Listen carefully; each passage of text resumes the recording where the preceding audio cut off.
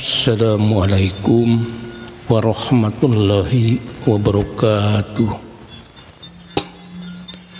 Para wargi dulur-dulur simkuring anu salawasna teu oleh mikareueus tuluy mikasono kana carios-carios Sunda hidangan Andang SR Gayuda Channel nuju di mana we ayana. Buana caketna, buana tebihna, pon kitu di anu nuju ngalanglang buana di mancanagara. Wirjung patepang deui sareng simkuring dina raraga neraskeun hanca carios anu katunda sabaraha dinten kapangkan.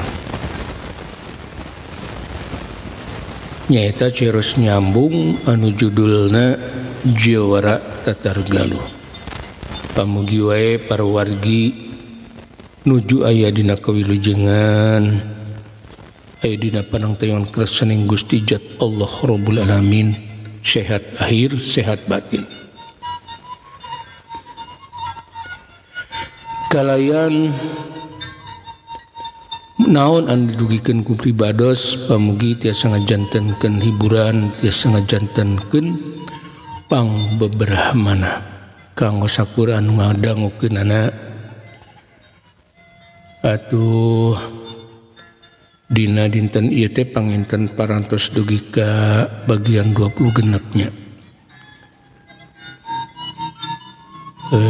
Kalayan dina episode parantos kalangkung nuju nyarioskeun Santanu sareng Nawangsi dikoroyok ku anak buahna si Samrenyawa anu dipingpin ku si Gemboro ku si Kampeng. Nanging kenging bantuan ti Asep Danu sareng Mang Sabri. Taku makalajengan eta carios mangga dangukeun wadina episode ti awit dugi karingsena. Wilujeng ngadangukeun pun awitu astuna masidam. Mugia sarira salawasna aya dina kamuliaan.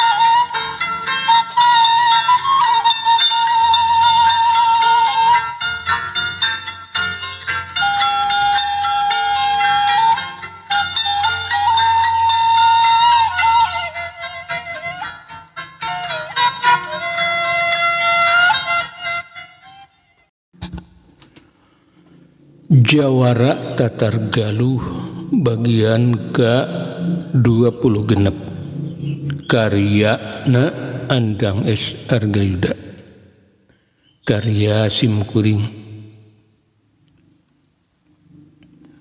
Urang moal bisa turun langsung yang harapan eta awewe gembur sabab Sri Santanu nalingakeun sakabeh baladna. Jadi lamun urang nyen tindakan pasti langsung dihadang ku si Santanu. Si Kampeng teu biseun majar kumaha sabab lamun kudu adu harupan jeung Santanu mah manehna teh teu wanihan. Sabab sababaraha waktu ka tukang manehna pernah dielehkeun ku Santanu. Kapan guruna oge nepi ka kaburna eleh jajaten ku Santanu.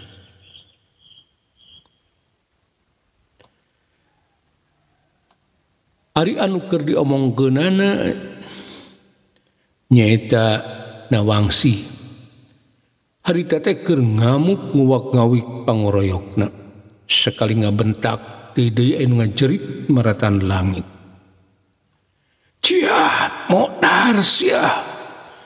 Nawangsi najana awewe bari gelis rupa tapi mangsa tarung mah ngadadak robah lir malakal maut pikeun musuhna.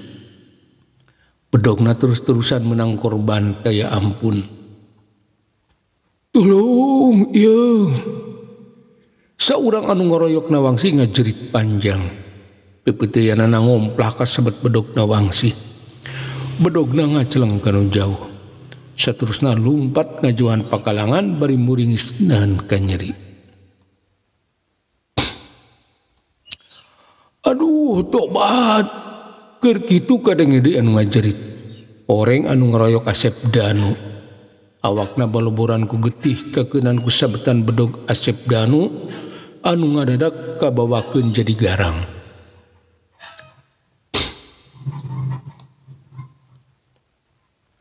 Anu campu silih arah pati jumlahna beuki ngurangan. Sebab ti golongan para begal geus loba anu jadi korban. Sedang ti pihak Santanu macan aya anu cecel bocel. Komo deui kang ngaranna Nawangsi siga anu taya kacape. Awakna terus-terusan jujur relatan ngibas-ngibaskeun bedogna. Para begal beakeun akal pikeun yang hareupan Nawangsi. Sabab sanajan awewe nyatana leuwih garang batan maranehna. Kitu deui Asep Danu. Manehna embung eleh ku Nawangsi. Bedogna terus-terusan kumorebat neangan mangsa. Kabeh anu ngoroyokna ngarasa kawalahan ku tindak tandukna Asep Danu anu bekiran cingeus. Ku sering ngalaman tarung jeung jalma-jalma jarahat, Asep Danu jadi beuki ningkat kabisana. Kawanina muncak dina sampurna, teu aya deui rasa mangmang atawa ragu-ragu. Ari Santanu mah teu milu tarung teh ngahaja nalingakeun baladna. Bisi aya dina bahaya, manehna siap bakal nyieun tindakan lamun baladna aya dina bahaya. Tapi panonna sering ngareretan ka si Gemur jeung ka si Kampeng. Santanu teh nunggu kasempetan, sebab ieu dua jalma teh aya hubunganna jeung si Samber Nyawa. Ku Santanu lamun kayan geus teu matak nyelekakeun baladna, manehna boga niat rek jangkalak si Gemur jeung si Kampeng. Saterusna rek dipenta kateranganana ngeunaan si Samber Nyawa. Dina hiji kasempetan sanggeus ngarasa balad-baladna aya dina kaunggulan, sakilat Santanu kumolebat ngurus si Gemur jeung si Kampeng. Najan teu ngagunakeun pakarang, tapi gerakan Santanu kacida ngabayakeun musuhna. Si Kampeng jeung si Gemur lain deui reuaseunana nempos Santanu kumolebat perumanehna. Duanana langsung ngagajeleng pidah tempat. Ciat! Tapi Santanu teu ngambek, teu ngantep. Awakna langsung cumorelat murus si Gemur jeung si Kampeng dina jurus dadali nyamper mangsa. Dengan Santanu kumolebat dina gerakan orai totog, tujuanna rek ngalumpuhkeun si Gembur. Sedang sukuna nyeleber rek ngajak si Kampeng. Hai, kurang ajar. Si Gembur gentak cingkrak ka tukang, ingkahan panarajangna Santanu. Sedang si Kampeng mangagajeleng ka gigir, mikeun tajongan Santanu. Saterusna nuduaan pasang kuda-kuda bari silih reret. Anu duaan mari isyarat sangka narajang Santanu babarengan. Ciat modar sia Santanu. Si Gemur jeung si Kampeng babarengan ku molebat narajang Santanu. Bedogna nyewuk dina gerakan anu kacida cepetna. Dua bedog ngarahkan sasaran nu pangbahayana. Si Gemur rek ngagorok ti koro Santanu, sedang si Kampeng mah bedogna kumolebat rek ngabedel beuteung Santanu. Tapi Santanu anu geus apal kana justru si Gemur jeung si Kampeng diterajang saripak itu kuduan teh ukur mesem. Awakna langsung kumolebatna jurus kalakai katiup angin. Awak Santanu kokolebat dina sesela bedog-bedog anu ting kolebat rek mergasa dirina. Sakabeh panarajang ti si Gemur oge ti si Kampeng plus teu keunakan sasaran. Awak Santanu kacida linghasna. Urang ajar modar sia Santanu. Ciat! Si Gembur jeung si Kampeng ngabentak bebarengan. Awakna kumolebat beuki cepet. Jurus-jurus andalanna langsung digunakeun. Dua bedog anu kacida cepet nyewuk muru awak Santanu. Tapi Santanu tetep tenang teu galideun. Dua bedog anu rek nyacek awakna ukur disingkahan ku ngagilekeun awakna. Gerakan anu sasat teu katempo ku musuhna. Tapi tumeratna bedog-bedog teh ukur ngahiuk nyabet angin. Santanu ngahaja can ngalakukeun serangan kadua musuhna. Sabab tujuanna narek neangan kesempatan sangkan ieu dua musuhna bisa dicangkalak bari teu kudu ditandasa. Santanu hayangeun ngorek keterangan ti ieu jalma dua. Sabab si Gembur jeung si Kampeng teh mangrupakeun muridna si Samernyawa. Jadi bakal apaleun di mana ayana si Samernyawa. Si Gembur jeung si Kampeng bebeakan rejang Santanu. Jurus-jurus andalanna terus digunakeun. Duanana sebenarnya mah geus sumarmir dina nyanghareupan Santanu. Katurug-turug kadeng anak buahna loba nu ting jererit. Siga harita basa manehna siap-siap rek nerajang bet kadengeun ku manehna aya nu ngoceak. Teu jauh ti manehna. Aduh, ieu. Saurang anak buahna kociak dengek. Awakna baloboran getih kabeunangan ku Nawangsi. Nawangsi emang jawara awewe anu kacida garangna. Jeung na deui siga anu taya kacape. Bedogna terus kumolebat ngababad para musuhna. Antukna musuhna ukur kari sababaraha urang deui. Tobat. Keur kitu kadenge deui anu ngajerit. Ret si Gembur jeung si Kampeng ngareret. Beresya urang anak buahna deui boborot ku getih. Anu ieu mah kebeunangan ku Asep Danu. Si Gembur beuki ngareunteut ka wanina sabab anak buahna kali sababaraha urang deui. Sedeng manehna teu biseun mantuan sabab keur adu hareupan jeung Santanu. Anak buah si Gembur anu jumlahna kacida lobana ukur kari sababaraha urang deui. Kitu oge maranehna geus leungiteun ke wanina. Jadi dina terungna oge si anu was-was. Lolobana mah ukur ting arajeleng nyingkahan panarajang lawana. Sabagian anak buah si Gembur anu tatu anu masih kadogeun usik mah geus pada kabur ti tadi keneh. Kampeng, sigana urang kudu kabur euy. Pamohalan urang bisa nandasa si Santanu. Sedang anak buah urang hampir beak kabeh. Si Gembur cumarita ka si Kampeng sabab manehna bingungeun ku kaayaan. Sagala anu geus direncanakeun teh gagal total. Lain Santanu anu bisa dipergasa, justru manehna sabalad-balad anu jadi korban.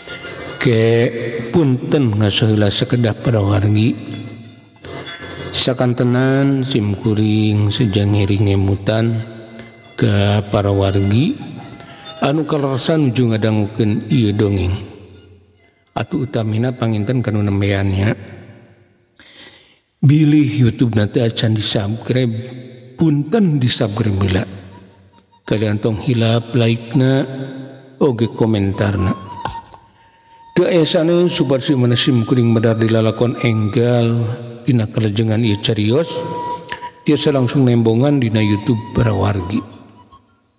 Hatur nuhun kana perhatosanana. Mangga urang lajengkeun.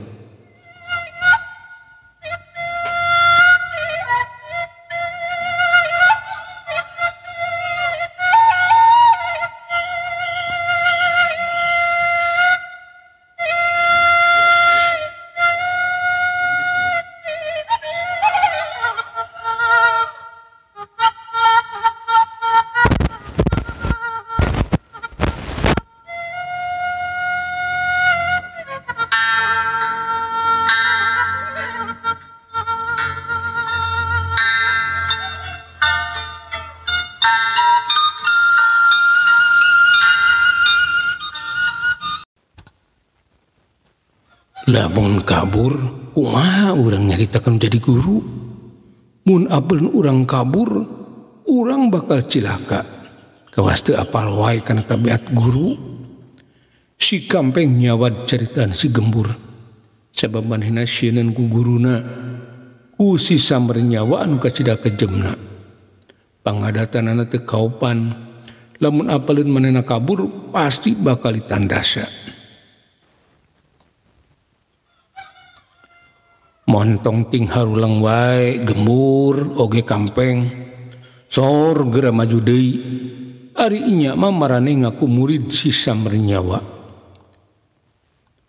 Santanu nempo musuhna kalah ting harulang langsung nangtang kadua musuhna. Ti ditu mah ngalelewa sangkan musuhna kahudang amarahna. Urang ajar sia Santanu, emangna aing sieun ku sia. Si Gembur kahudang amarahna, manehna langsung padang kuda pasang kuda-kuda tegep nakeran. Tapi basa manehna rek ngagajleng kapegat ku sora anu ngagoak ti anak buahna. Atuh ret heula ka palebah anak buahna. Breh dua urang anak buahna ting jarungkel boborot ku getih. Dua anak kebenangan ku bedogna nawangsi. Lakadalah anak buah aing kari opatan deui cilaka kana kieu mah. Si Gembur ngagerendeng bari mencorong ka si Kampeng, siga anu menta putusan di si Kampeng. Sabab sanajan diteruskeun oge moal hasilna. Kitu ceuk pikir si Gembur. Ciat modar sia Santanu. Tapi si Kampeng teu malire kana paneteupna si Gembur. Manehna langsung kumolebat nerjang Santanu. Tapi gerakanana lir orai anu nyampeurkeun gegebuk. Sabab Santanu emang geus sayaga ti tadi keneh. Ciot! Santanu ngebentak. Awakna langsung cumorelat mapak gerakan si Kampeng. Leungeun kecana sakil dipake ngarawe leungeun si Kampeng anu keur nyabetkeun badogna. Sanggeus kakeupeun langsung dampal leungeun katuhna kumolebat kana dada si Kampeng. Cumron dampal leungeun Santanu anu dieusi ku ilmu tapak geni nanggal kana dada si Kampeng.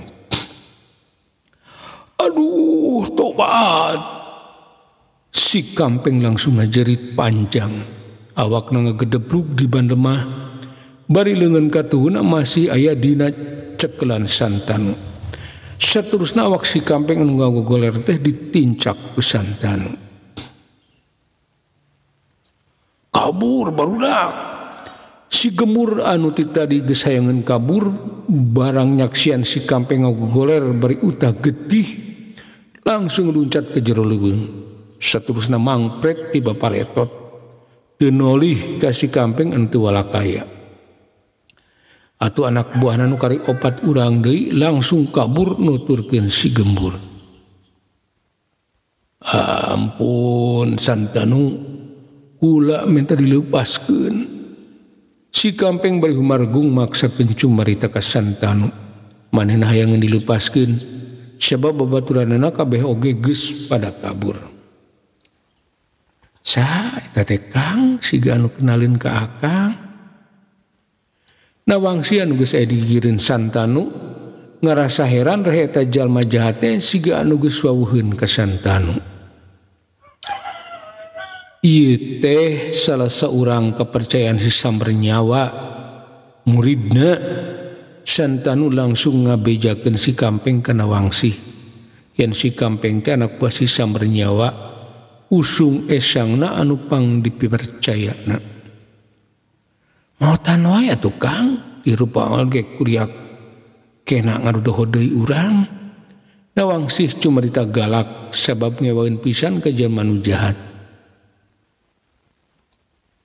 urang butuh ku kateranganana geun lamun ngabohong urang parabkeun we ka maung santanu ngomong nyingsinan si Kampeng susugana na disingsian mas si Kampeng bisa mereka terangan anu pasti sebab manehna pasti apaleun aya di mana ada si Sambernyawa naon anu dipikabutuh ku anjeun teh santanu si Kampeng can ngartieun kana maksud santanu sebab santanu cantu manyana naon ke manehna ukur padung dengan jeung balat-balatna bejakeun sacerewelena di mana ayeuna si Sambernyawa santanu mimiti tumanya ka si Kampeng susuganan ku leuleuy oge si Kampeng bakal balaka ngeunaan ayeuna si Sambernyawa kula moal bisa ngabejakeun guru kula sabab pasti kula bakal dipaehan si Kampeng teu daekeun ngabejakeun di mana-manana si Sambernyawa sabab manehna sieunun ku guruna anu babarian yen tindakan ke anak buahna salah saeutik wae si Sambernyawa mah sok terus nandasa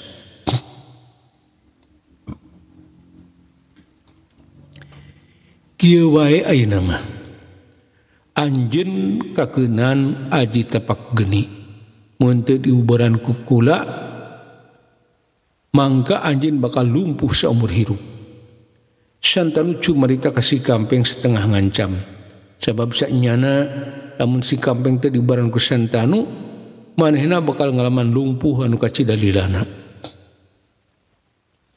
tobat santanu kula rumasa salah ka Andika tapi kula ukur ngajalankeun tugas tinu jadi guru kula talu ka anjeun ulah deuk nyiksa kula si Kampeng kacidaruaseunana sabab lamun ngalawan lumpuh saumur hirup manehna bakal jadi jalma anu teu gunana jeung na deui saha anu baris ngurus manehna sok bejakeun di mana ayeuna si Sambernyawa mangka anjeun bakal iubaran ku kuda lamun Andika teu percaya sok ayeuna gerah hudang lamun bisa hudang jung langsung kabur ti dieu kukula mali kukumaha santanu langsung ngalesotkeun seklandeungeuna oge ngaleupaskeun jejekanana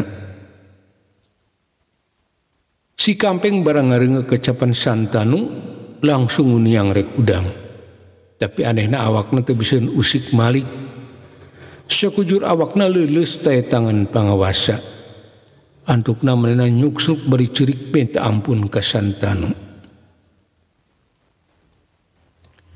ampun santanu kula minta dicageurkeun si Kampeng kokosodan ngadeuketan santanu tina sungutna masih ngalai getih hirup dadana karaseunana lir anu remuk bejakeun heula di mana si Sambernyawa lamun teu dibejakeun anjeun bakal tetep siga kitu santanu keukeuh menta beja ngeunaan kaayaan si Sambernyawa sabab ngan murid-muridna anu apaleun di mana ayeuna si Sambernyawa waktu ki Sambernyawa rek miang ukur bebeja cenah rek tapa di Gunung Payung memeh jung manehna nugaskeun kula jeung si Gemur sangkan nandasa anjeun santanu antukna si Kampeng ngabejakeun di mana ayeuna si Sambernyawa sabab tibatan manehna lumpuh saumur hirup mending buka rusiah kitu cek pikir si Kampeng Gunung Payung mah atuh ayana di babangkon Tasik benar eta teh teu bohong santanu tumanya ka si Kampeng mastikeun kana ucap-ucapan si Kampeng Sabab biasana oge jalma jahat mah sok loba tipu daya.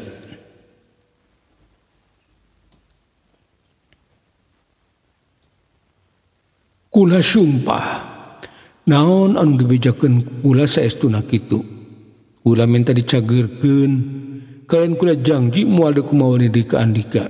Kula rek ninggalkeun rombongan Ki Sambernyawa, rek hirup nyorangan. Moal ngalakukeun deui kajahatan. Si Kampeng cuma ditana beri ngagukuk ceurik. Manehna yakin rek milih leuwih pasti rombongan si Sambernyawa.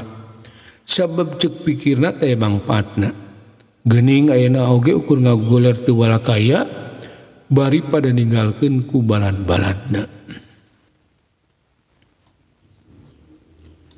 Syukur atuh hari boga niat kitu mah kula percaya ke Andika. Gadieu urang ubaran.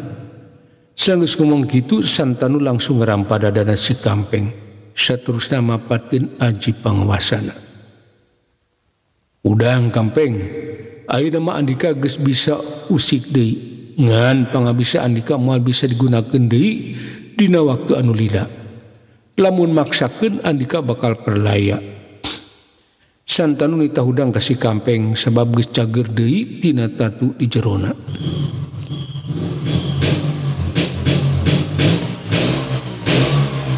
Kuniang si Kampeng hudang celegedeg nangtung. Saharita si Kampeng bisa usik malik deui. Awakna karasa jag-jag deui teu cara tadi. Bet saawak-awakna leuleus teu biseun ngutekeun curug-curug acan. Saterusna si Kampeng sujud ke Santanu tanda talu. Nuhun Santanu, kula moal cidra kana janji. Kula bakal hilup nyorangan moal deuk balik deui ka rombongan si Sambernyawa. Keun wae kabisa mah da moal dipake deui ieu. Kula mah rek jadi jalma biasa wae. Si Kampeng nganuhunkeun ka Santanu anu geus nyageurkeun deui manehna tina tatu di jero. Nya syukur ari boga tekad kitu mah. Jung wae geura mulang ka lembur anjeun. Yeuh jang bekel saheulaanan mah bisi Andika teu pisan boga duit. Santanu ngajurungkeun si Kampeng sangkan mulang bari ngeupulan duit jang bekel si Kampeng.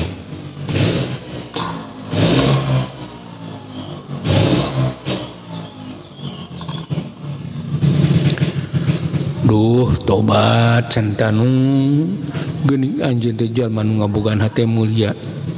Moga-moga anjeun gancang tepung jeung si Sambernyawa. Sabab si Sambernyawa ukur bisa dieureunkeun tina laku jahatna ukur ku Andika. Sanggeus ngucap kitu si Kampeng langsung ngaleos tujuan rek mulang ka lemburna susuganan masih aya kulawargana. Kang, asa kakaraman da kejaan misa model akang. Musuh anu rek maehan dihampura diubaran saterusna dibere bekal jang nyambung hirupna da mangsih ku mecrek hatena ka cidareueusna ku sifat jeung tabiat Santanu.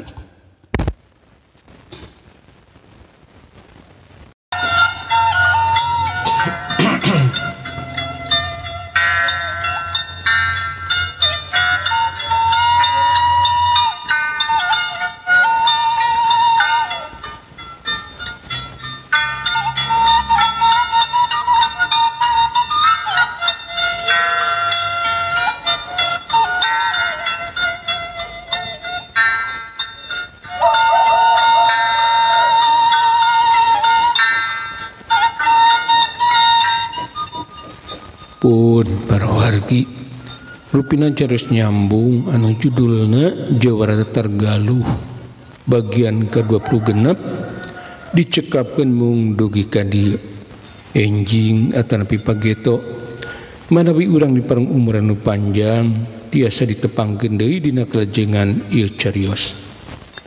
Bobor sapanon carang sapakan mugi para wargi agung cukup lumur jembar pangampura. Gersang hapunten kana sanes kanten keluputan kelepatan sim kuring dina enggoni ngadugikeun ieu carios. bilih kirang nyugemakeun atanapi seueur lepatna hapunten anu kasuhun. Wilujeng kantun para wargi, wassalamualaikum warahmatullahi wabarakatuh.